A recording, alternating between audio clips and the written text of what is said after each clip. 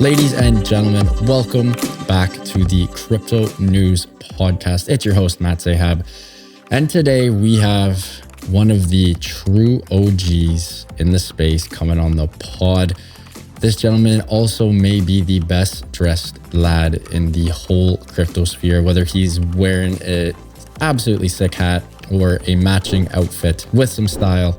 He's got the bling, he's got it all. We got Brock Pierce coming on the show today, well-known figure in the crypto space, a true OG recognized for his extensive contributions as an entrepreneur, venture capitalist, and advocate for digital currency systems. Brock began his career in the entertainment industry as a child actor and later shifted his focus towards tech and innovation and has literally dabbled in literally everything.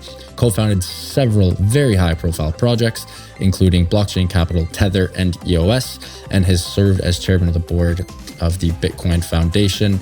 Not just an econ guy, but also a giver, crazily involved in philanthropic events, efforts, and supports organizations such as American Civil Liberties Union, the Foundation for Individual Rights and Education, and the Brennan Center for Human Rights. And that is just to name a few. Enough with the intro. Brock Pierce, welcome to the show, my friend. Pumped to have you on. How you doing? Well, I'm great, Foles. Glad to be here. Glad to connect with everybody and talk about what's happening. 2024, and so far, pretty exciting year for anybody in crypto. Yes. You know, we're going from bull-ish to likely full bull, right? We've got halvening coming in April. You know, we're less than 2 months away. So, you know, and with the Bitcoin ETFs, I mean, it's, and it's an election year. I'm also very involved in politics and government and governance and all the things. I love it. Before we get started on the crypto side of things, I'd love if you could give our listeners a little insight into your past. You have done so many things. Heck, just from your background, we could literally fill a 3-hour Joe Rogan episode, but try to trim this down for us here, Brock. Give the listeners and myself a little TLDR on your past, and then we'll get into all the crypto fun stuff here. Yeah, perfect. Let's not spend too much time on me and the past. Let's talk about the present and the future so that everybody can win from taking the time to listen. I'm a kid from Minnesota that grew up playing video games, and I was a very avid gamer, Magic the Gathering, baseball card collecting, which came to an early insight, which is that just because something was intangible didn't mean it wasn't valuable. I figured out that intangible assets, digital assets, had value in the 1990s, which led to me becoming the primary market maker in all the metaverses, which we called massively multiplayer games at the time, Second Life, World of Warcraft, with hundreds of thousands of people playing to mine, play to earn concept. So it was PayPal's largest merchant, instrumental in launching Alipay, and ran basically the market maker for all your virtual worlds.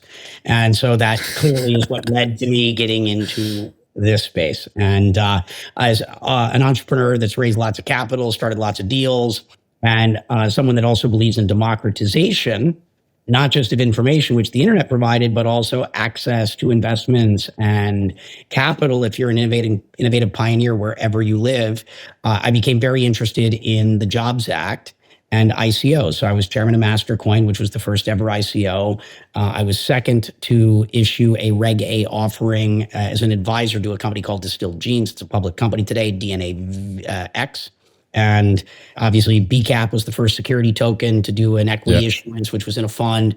I was, an advisor to T0, which was the first bond offering. Major advisor to Bankcore, which was the first DeFi system, and hence why we're going to be talking today. That's just the background that I think is most relevant to the conversation we're about to have, so that we can talk about how we can all learn and make use of this information going forward. I love it. Let's get right into EstateX. EstateX is just a wildly incredible platform representing significant innovation in the real estate market by leveraging blockchain tech. And yes, folks, you all guessed it correctly. You can now tokenize real estate investments. A lot of companies have tried to do this. I don't want to say they failed, but there hasn't really been a solidified, really good solution. We finally have one. Brock has joined the board and is a strategic advisor and investor. You got to tell us about EstateX and segue that into the power and future of real estate and how that relates to the tokenization of real estate. Yeah. So advisory board, by the way. Yes, this has been around for a while. This is not a new concept. I actually did the first crypto mortgage to buy an old church in Amsterdam with Nexo back in 2019. And so this isn't a new idea. And I would have thought that this concept's time would have already come. Back when we did BCAP, the idea was that security tokens were going to be a big thing. As someone that was very involved in utilities, as well as understanding the nature of securities, I was watching a lot of people doing their ICOs back in the day where I'm like, you're really better off being a security, because there is a difference between utilities and securities. And sometimes people are busy taking what should be a security and making it into a utility to avoid rules and regulation, and to not have dilution and getting free money for themselves, which really frustrated me, which is why I did BCAP, saying it doesn't all have to be a utility token. There are things that are designed that way. And then there are some things that should be securities. And this is one of those. And so it's taken a while for the right infrastructure to occur. One thing that hasn't happened is that security token exchanges and security token offerings haven't really become the thing. And that's for a lot of reasons. One is, I like to say that for something to reach a tipping point, to get mainstream adoption, it needs to be an order of magnitude better than whatever it is that it's trying to replace. Otherwise, it's a long, slow grind. And so what excites me about this is it's really about the front end and creating the right user experience and not relying on issuers and exchanges. This is a very clear value proposition, which is that real estate is a major asset class, a major, major, major asset class that most people do not have access to, unless you're very, very wealthy and have access to funds. I guess you could invest in the public markets conceivably through REITs. Otherwise, you're trying to, live the American dream, which is home ownership in many ways. But that's just you buying a house and spending 30 years paying off that mortgage and having an asset at the end of it rather than paying rent. So as a place to speculate in the same way that everybody's trying to use the Robin Hoods and the things of that nature, it's just something that any person that is going through asset allocation and wanting to have a well-rounded portfolio with a diverse set of assets that can weather any storm or market condition that comes, real estate is one that everyone should consider. And the idea that with a platform like this, that you can invest as little as $100, and speculate on real estate as an asset class is something that I think that will make the world a better place. I think it's something in terms of democratization of accessibility to investment product. It's something I'm very excited about. I've been watching many of the companies that have attempted to play in this space over the years. And if anything, I'd rather be lucky than good. And I would attribute a lot of my success to good timing. I'd attribute all my success to good timing. And I can't say that, my timing is right, but I've been right and on time quite a few times. And so I hope I am in this instance. And I think that this, you can't stop something when its time has come. And as I like to say, sometimes the second mouse gets the cheese.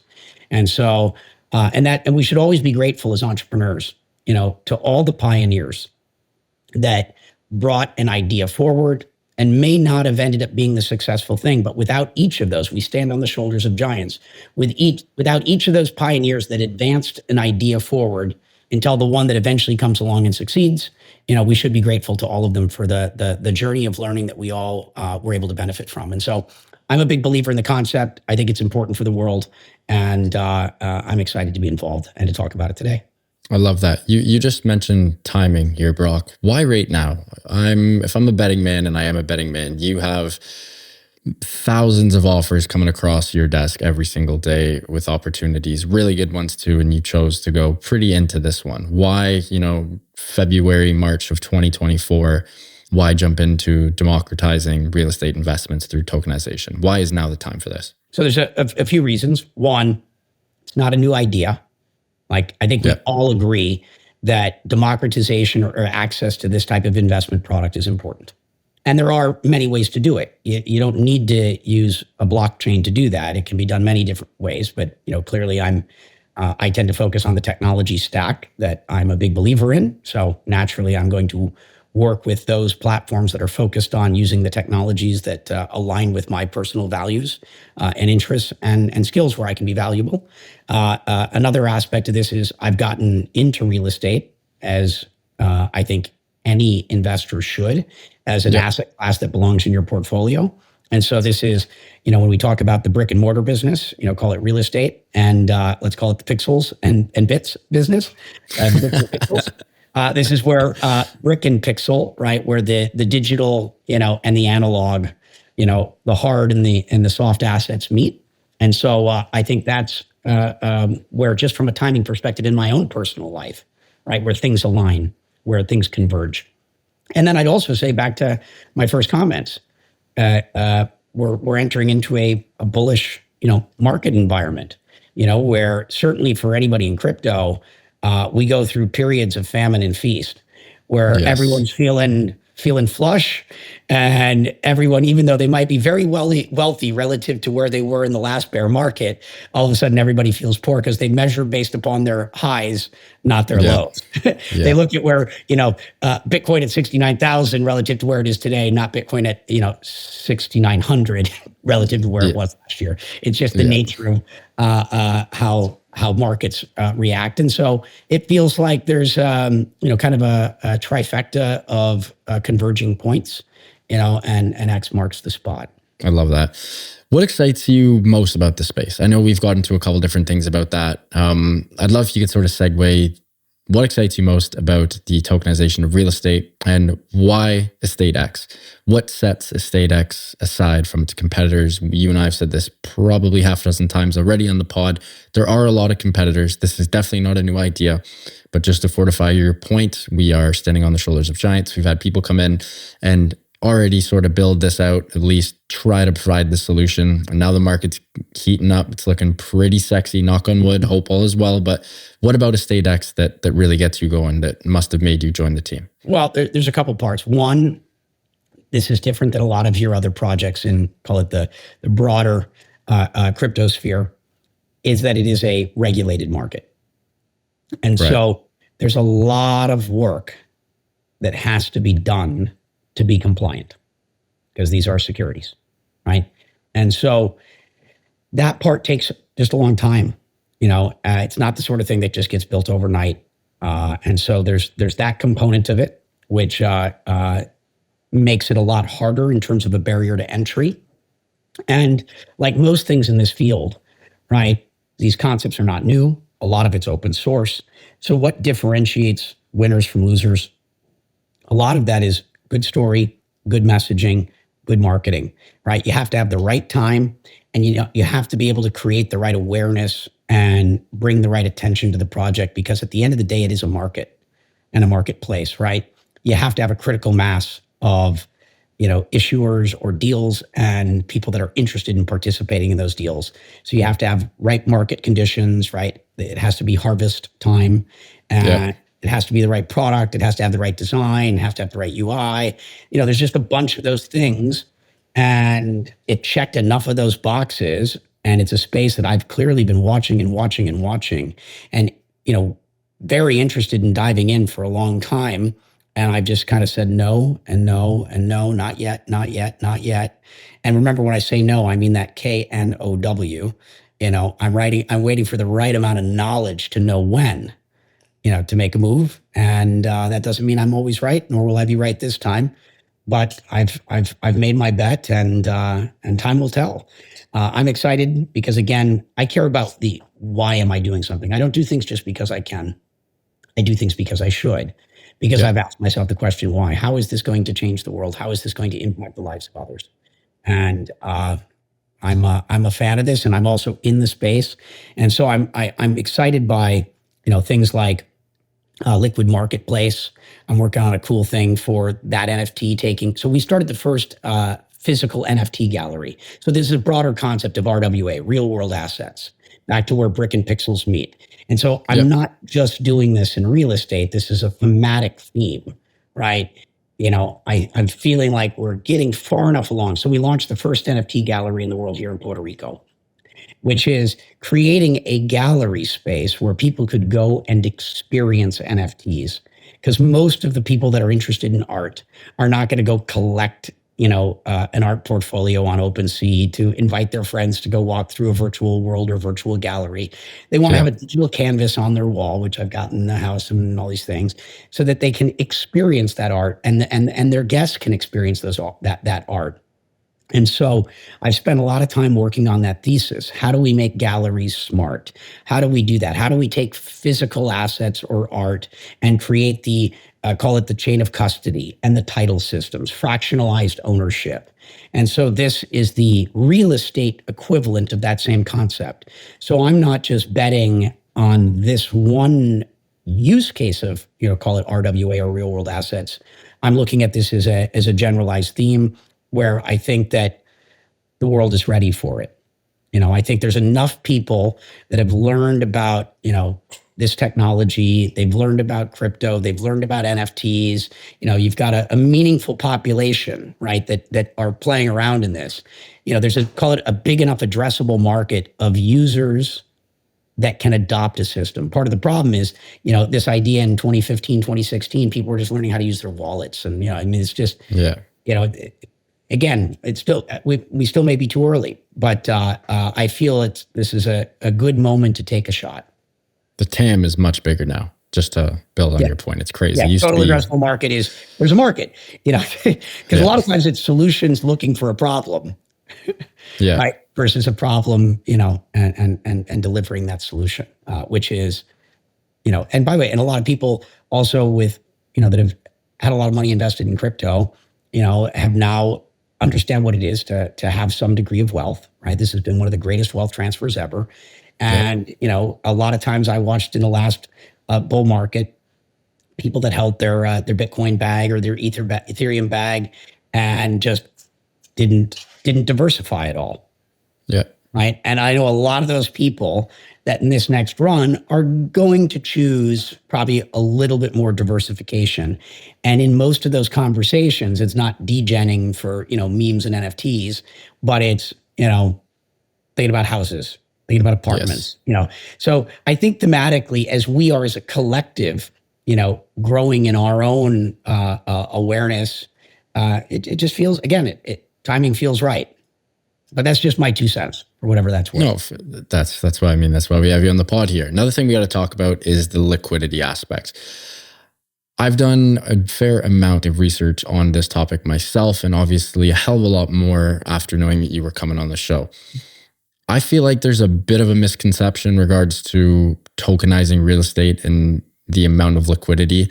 I personally think it's being overshot. Yes, of course, it will allow more liquidity to come in for obvious reasons, but a lot of people have this thesis that it's just going to take the liquidity barrier and stretch it a millionfold. And I don't think that the average Joes, the people who are going to spend $100, which is incredible to allow them to at least, give them the dream, get their foot in the arena. I love that, but I don't think that's going to make that big of a difference.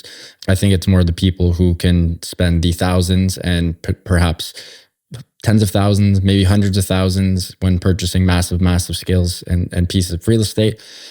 What's your whole take on this increased liquidity thing? Is it as legit as everyone says? Is it overshot? What's going on with liquidity in regards to tokenizing real estate? Well, I mean, I have to agree that clearly, your $100 users are not going to move the needle, right? It's whether you want to talk about 80-10, 90-10 rules, and it's same as everything else in life. Same as everything else. But the fact that there's still at least the intention and of building something that is driving that broader accessibility. But the reality is, it's still a deal is a deal is a deal.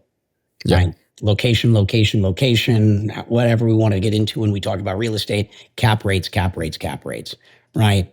The deals have to be good. They have to have the right property management. They have to have the right things to be able to deliver the cap rates, deliver the yields. The stuff that I'm personally focused on is how do platforms grow in terms of user acquisition and adoption, which is all about earned media.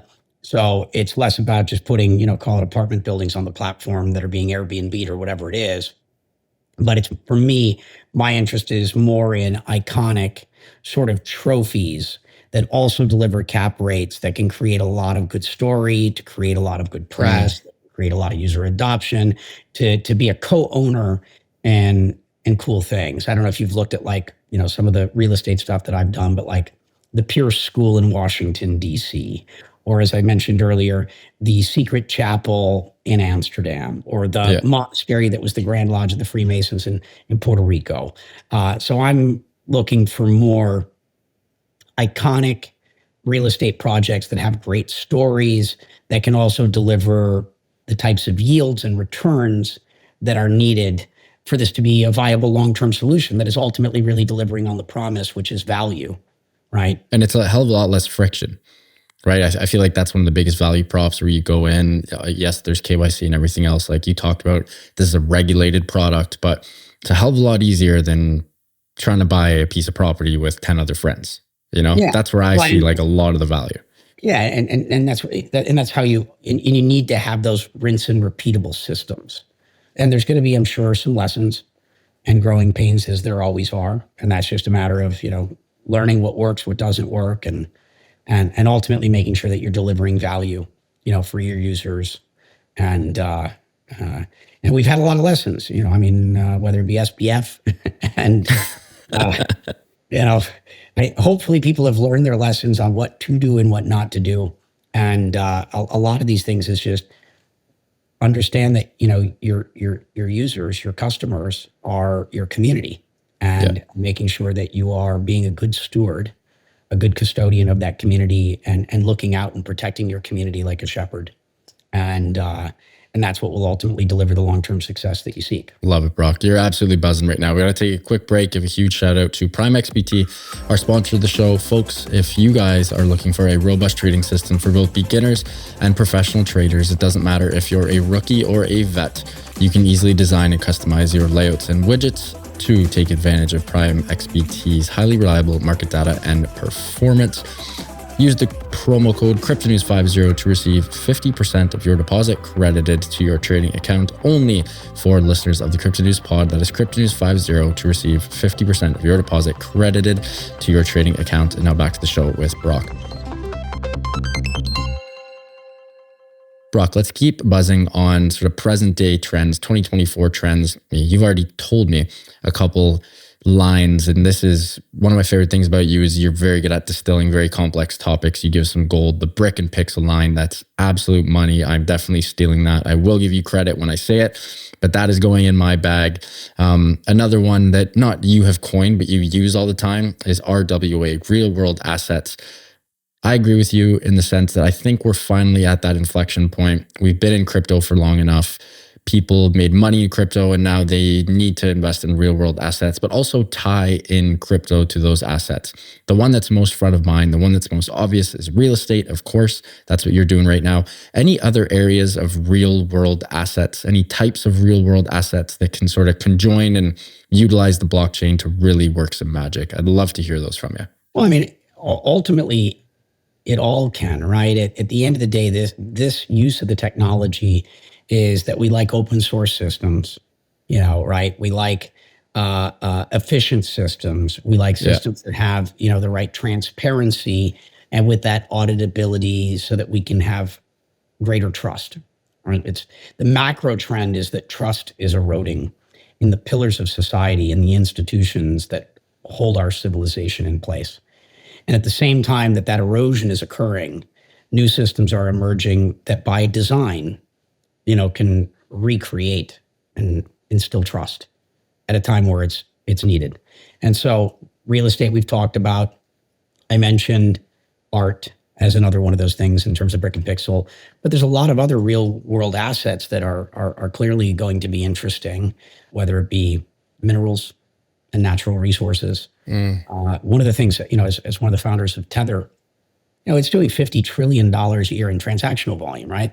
Let's call that not really a real world asset anymore, in that it's a digital dollar.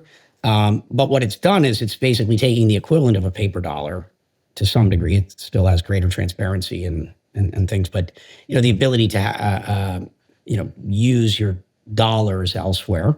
But trade finance, this is less of a consumer end. But there is a very large amount of global trade now, relative to our industry and Tether, that are settling real world transactions, global trade around real world assets, ships going into port, unloading cargo containers, because they want T0. They want 0-day settlement. They don't want the cargo container coming off the ship and waiting 3 days for their money. Time is money. TikTok. And so they want, they want that transaction to settle. They want finality. And so Tether is being used, USDT is being used all around the world right now because banks don't settle in real time. And, when you have that settlement that's been concluded, you're on to your next transaction. And so that's not the consumer side of this, but it's worth talking about what's going on at a global macro, level. And there's big macro changes that are occurring, which is, speed of settlement. And anytime you've got better, faster, cheaper, faster settlement, more efficient settlement, lower fees, less overhead, right? Less, infrastructure required to facilitate that transaction settling, it's going to continue to gain traction. And so, this is a trend that is very real, and it's happening. And it's happening in ways that you can't even see at major, major scale. I'll repeat that number again. Tether alone has got $50 trillion a year in transactional volume. It's wild. Yeah. Like, if not that we as an industry needed much more validation, I think we're pretty well validated. And one of the things that's worth going back to, just on a side topic, the Bitcoin ETFs. The Bitcoin ETFs is when the U.S. government's regulatory body, the Securities and Exchange Commission, approved a Bitcoin ETF. Like, that is a very big deal that I don't think has been pointed out enough.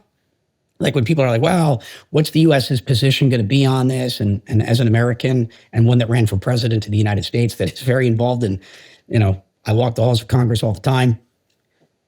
It's a very real concern. American entrepreneurs were leaving the country left and right in droves.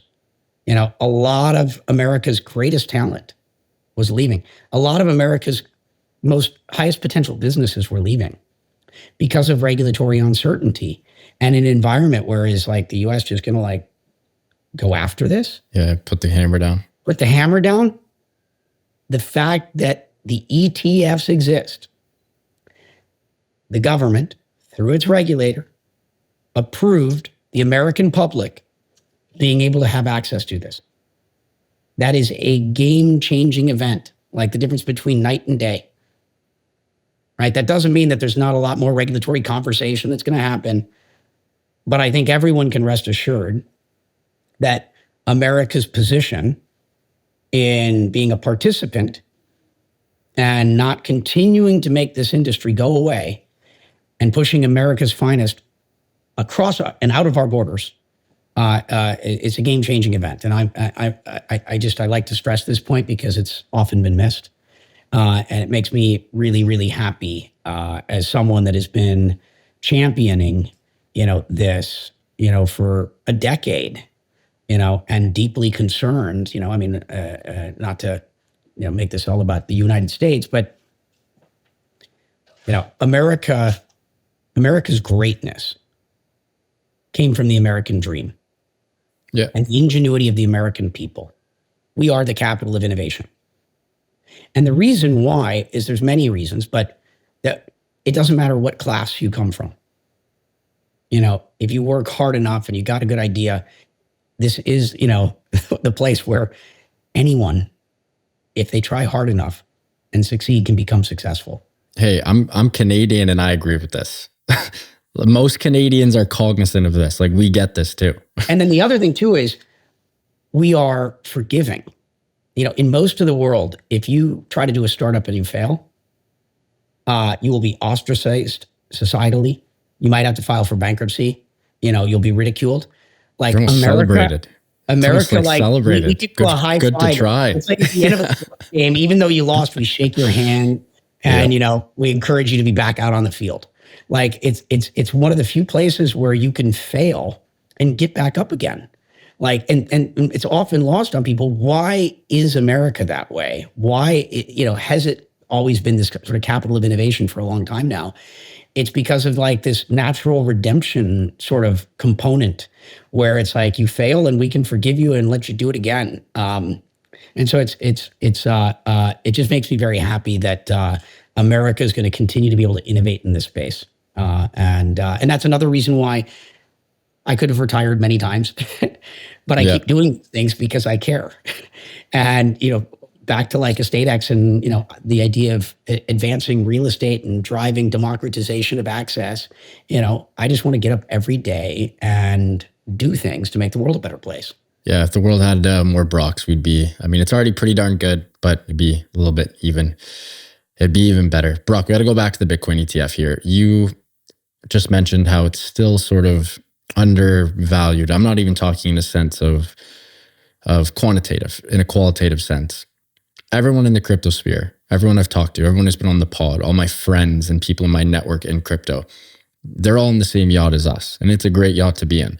But my friends who aren't in the crypto sphere, and I ask them about it or they ask me, like most of them don't even know. Like there's just zero significance or care in their world. Is like, do you think this is going to change anytime soon? And why do you think this is so undervalued right now? Well, I think it's 52 million Americans have digital assets at this point. So I'd say the adoption numbers are getting pretty high. So if they don't care, they likely will at some point. Like go watch that YouTube video about the crazy dancing guy and how movements get started. We're pretty advanced. Let's just say there's a lot of people dancing now. Big enough numbers that it might determine the next president of the United States, right? It's because we are people that deeply care about the future.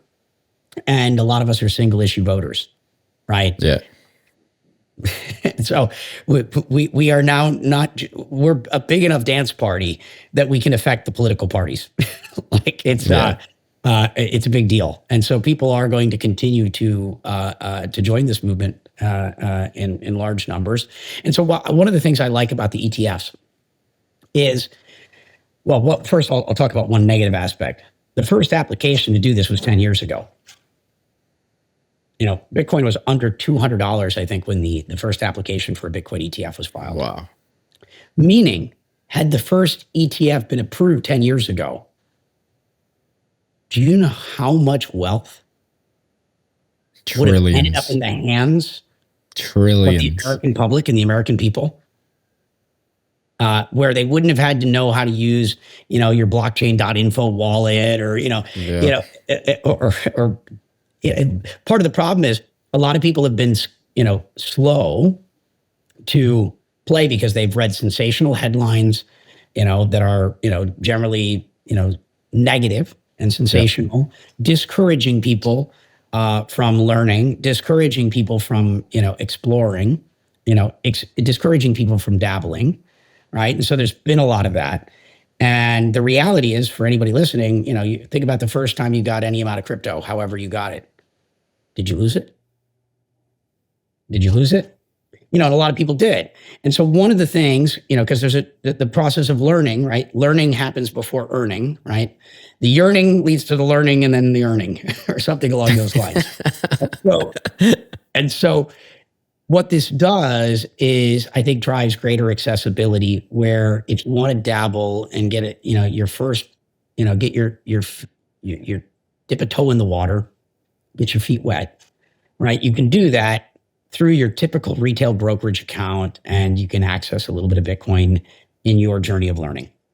And so I think that's going to drive a lot of adoption. And then that's just on the regular sort of democratization of access side of things. But it also is opening up institutional capital. Remember, a lot of institutions are prohibited in their charters from being able to invest in, call it Bitcoin, for example. But they can invest in things like ETFs. And so the largest pools of capital in the world now have access to this investment class. To keep this back into a pattern of like real estate as an asset class, call it crypto, Bitcoin specifically in the context of the ETF as an asset class, right? This alternative asset class. which is more like a digital gold than anything else, is now accessible to the largest pools of capital, the largest institutions in the world, whereas it otherwise was not.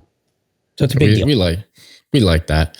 Brock, this has been incredible. You are a human electric factory. Love the energy, love the knowledge, the little knowledge bombs sprinkled all over the episode. Last question for you, mate. What areas of crypto are currently getting you going at the moment? Obviously, the tokenization of real estate, areas that you and I have not yet discussed on the pod. I know there's a bunch of them. What's getting you going present day, February, March 2024? Other ones we didn't discuss, self-sovereign identity. Identity, I think, is the holy grail, right? That's the end game.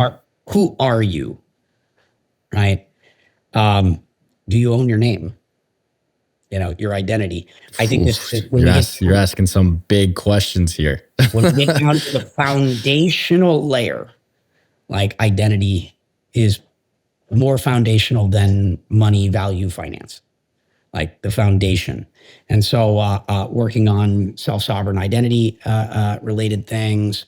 I'm interested in sort of, the continual tokenization where people can be remunerated for their participation in open source software development. And I'll just drop the names of some of these projects. One of them is called Self, with Craig Sellers and Phil Potter, both two of the other founders of Tether. T, which is, going from brew to tea and the tokenization and the incentivization for people to contribute to open source software development. And there's a bunch of projects that I'm always busy. I barely sleep. I'm just so excited by the world's potential and what it can be. And remember, the future is going to happen to you, or it's going to happen with you. So get involved if you want to live in a world that is of your liking. Okay, you just teed me off for one last question there, and I know we're getting tight for time. What's a day in the life? Obviously, you work your ass off. That is, this is no myth. Everyone knows this. You definitely don't sleep a lot. Like, everyone knows where you live too. You've told everyone that as well. Like, you're pretty much the king of the island. Like, what's a day in the life of Brock Pierce? So you wake up, coffee, haul ass, go for a walk on the beach, haul more ass, maybe have some lunch, haul more ass. What's a regular day in the life for Brock? I don't eat much either, but usually when I'm home, it's get up and then try to be present for two of my daughters when they wake up, and so that's. Yep. Which isn't much time, one's off to school, the other's got anything, but just daddy's there, and then I disappear into work, and then it's just go around and keep that flywheel turning, right? It's kind of like a merry-go-round. I just run up and give it a big push, try to keep making things move faster and keep things turning, keep the plates spinning, and then that's when I'm local, and then the rest of the time is it's just I'm so curious. I love learning. And so it's, how does this work? How does this work? How does this work? Whether it be maritime, shipping, logistics, ports, airports, aviations, drones, space, energy systems, fuel. How does it all work? And so I've got a role in the United Nations that covers 21 countries, youth, leadership. I'm working with, dozens of heads of state. I'm, off again next trip to Africa. I got a line of presidents I got to go see at the beginning of the month. Congress, working on legislation, learning how laws work, elections. I mean, it never ends with me. I'm in love with life, and want to know that I've done everything I possibly can to ensure that we can live in the brightest, best world possible, not just for ourselves, but for the generations that follow. Are we going to see a Brock Pierce for president campaign one day? Last question then. Well, that already happened in 2020. I ran for president as an exploratory campaign. I announced on July 4th of election year. And so I'm very involved. And, if I did it once and got myself on 14 ballots in record time. By the way, the first ever vote for a president of the United States on a blockchain happened in 2020. And I happen to have received the vote. So I will forever hold that political record. Wow. In this election cycle, obviously for the United States, we've got a rerun, and Americans don't like runs. We like new content. No. Yeah. We got tired of syndication in the 90s. And so But we've got to rerun, except for this one additional element. In 2020, I was doing called a baby run, an exploratory mission reconnaissance to understand all the ways in which the system is rigged. But we do have Bobby Kennedy, RFK Jr. is running on the independent line. And for any independents out there, we've got the Independent National Convention that'll be coming up July 4th, 5th, 6th. I saw there was a DNC and an RNC. Of course, we need a big tent that, like, for all the colors of the rainbow. It can't just be red versus blue. We're ultimately on one team. We're all going to win or lose together. And like my shirt says, roster, right? Peace, love, and unity, right? Unity. Why did we fail? United we ascend. And so, like, we got to get back to teamwork, because that's what makes this dream work. Oh, Brock, absolutely incredible. Appreciate your time, my man. Before you go, can you please let our listeners know where they can find you and Estate X and anything else you'd like to plug online and on socials? Well, you can follow me on, all your typical socials. I'm trying to do a better and better job to be out there and share more information with everybody, and bear with me. And for Estate X, definitely come check us out. Launch is coming up soon, next month. March is going to be, I think, a really interesting month. Obviously, April. So I encourage everyone to check us out and learn more. And hopefully there'll be some links in the attached. Folks, we will include everything as always. Huge shout out to Brock Pierce coming on the show. Visionary entrepreneur and philanthropic leader, founded Blockchain Capital, Tether, EOS, and of course buzzing with Estate X. Brock is literally a human electric factory and professional dropper of knowledge bombs. What a treat having him on. If you guys enjoyed this one, and I hope you did, please do subscribe. To my team and Brock's team, thank you so much to both of you for making this happen. This was huge. Eustace, you're the man, best editor out there. Back to the listeners. Love you guys. Keep on growing those bags and keep on staying healthy, wealthy, and happy. Bye for now, and we'll talk soon.